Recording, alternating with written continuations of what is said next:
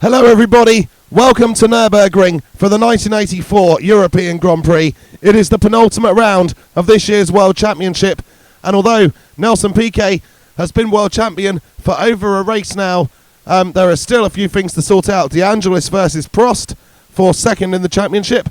How many points can Piquet score? The Constructors' Championship was wrapped up in the closing stages of the Italian Grand Prix with Teo Fabi passing Ilio De Angelis. That was a crucial move for the Constructors' Championship. But we still need to see who's going to be second out of Lotus and McLaren. Lotus with a 7-point advantage at the moment. Renault at 8, but further behind McLaren. And then Ferrari, they're on 43, so they're quite a way back. But they do appear to have regained a little bit of form this weekend with their cars on the third row. Of course, Kekerosberg, he's qualified well as well, as has Patrick Tambay. Ilio De Angelis having a horrible qualifying session. I don't actually know what happened to him in the real-life qualifying session. I'd have to look that up. But Ilio De Angelis will be starting from 23rd on the grid, all the way down there. But there is an added complication. It is raining, and it is due to dry, and we know that the AI do like to pit, and even in these short races, and somewhat unnecessarily. So, which drivers will unnecessarily pit? And which drivers will stay out? That could well define the race, or go a long way towards defining the race. Look at Niki Lauda, all the way back there in 15th. So very disappointing for him. I know he struggled in comparison to his teammate Alain Prost this year, but that is difficult for Niki this weekend. And talking about McLaren, I mean, they haven't had a lot of race pace, but if this is a wet race, there could be some potential for Prost to get around that issue and take the fight to Piquet today. That would be good to see.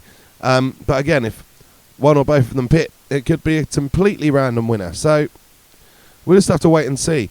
There is a bit of blue sky coming out, so that leads to just generally some optimism, especially from the fans in the grandstands, who will be getting a little bit less soaked now with that being the case. Spirit have had a change of livery by the looks of it. I'm not sure how long that's been the case. We don't obviously get to see the Spirits much, but here we go. Piquet on pole, then Prost, and then we've got Patrick Tambay with his best qualifying performance of the season behind, and then Kekerosberg. Let's see how they get away. It's strong from Piquet, strong from Prost. Mansell very strong, and having a look at Patrick Tambay. But here comes Prost having a look at Piquet. He knows there's a big opportunity here, and he wants to take it. He wants more than just the win. I think he got in Brands Hatch. I don't know if he's got any other wins. I can't remember. I think it's just the one win for McLaren and Prost this year. So he would love another one. He's had a lot of second places. Can he push it that bit further? But he has got a chance to really gain some points in Ilio De Angelis today. So, you know, how much does he want to risk it? Does he want to just make sure a second in the championship, or does he want to go for the glory of the race winner? Look at those. There's Warwick coming back inside Mansell. Mansell had a strong start. Got ahead of Warwick, but Warwick now back inside the Lotus, back in the 7th position. Those two Ferraris, I think they might have swapped positions as well.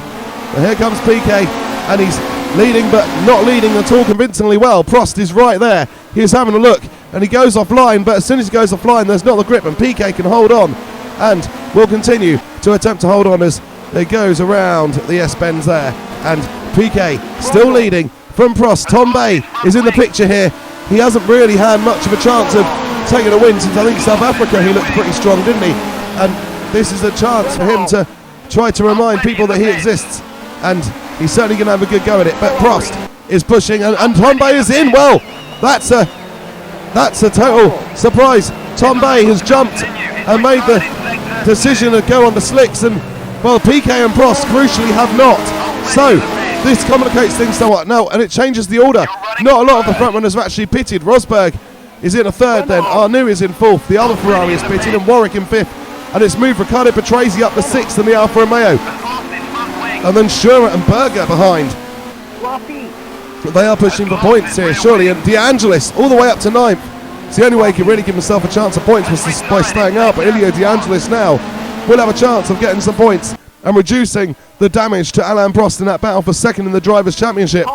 And Prost is still not able to yet find his way past Nelson Piquet. That will give some hope to Ilio De Angelis here.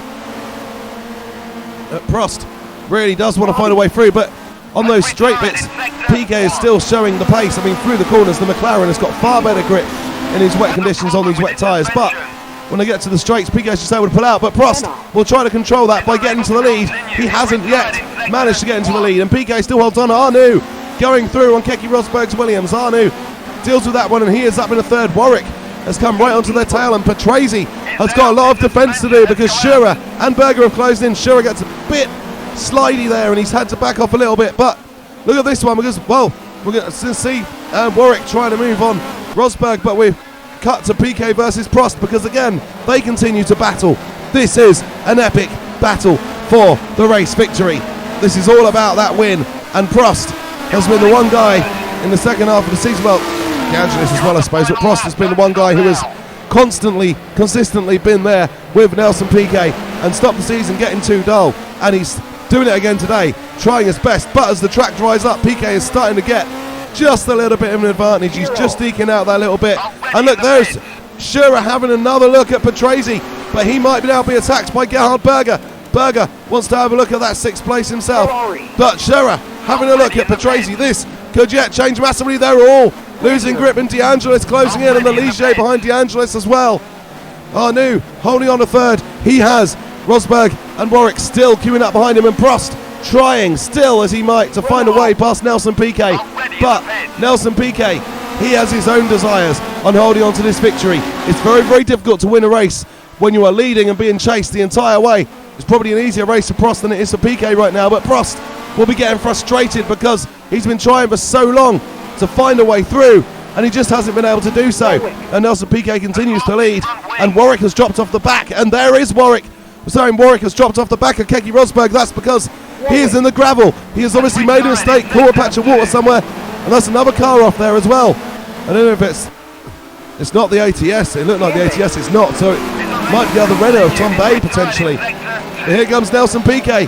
He is going to come through, and he is going to cross the line to win the European Grand Prix. Another win for Nelson Piquet. Alain Prost in second, renearnoux third, Kekerosberg fourth.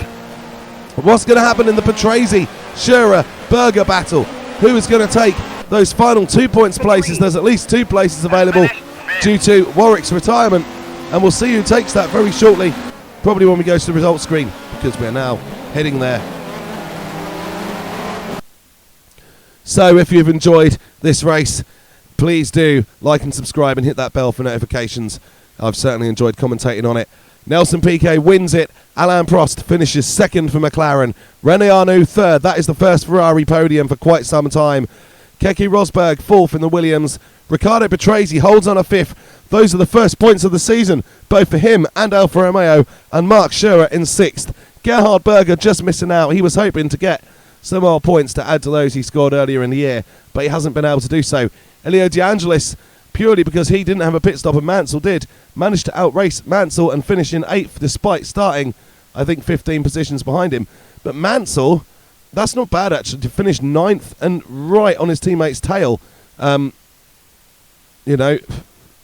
Despite a pit stop. I mean, that must indicate that the slicks are actually working for a change, but just didn't quite have the time. But then a lot of the other runners who pitted for slicks, they weren't in the position Mansell were. It makes you wonder if the likes of Tom Bay and Alboreto hadn't had issues, if they could have been up and maybe even got back into the points. But that obviously didn't happen because they had issues and retired from the Grand Prix. Let's have a quick run through the championship order. Piquet on 94. He is 42 ahead of Prost, who's on 52 points. De Angelis on 48. So Prost will carry a 4-point advantage in the battle for second into the final race of the season. Warwick on 33, Arnoux on 30, so they're going to be having a tussle for fourth. And then Rosberg and Tom Bay, and then Mansell as well as Lauda and Alboreto and Lauda. Constructors, Brabham 105, Lotus 66, McLaren 65. So there's a battle there for second. Renault 51, Ferrari 47, Williams 26. Thank you for watching. Please like and subscribe. Take care.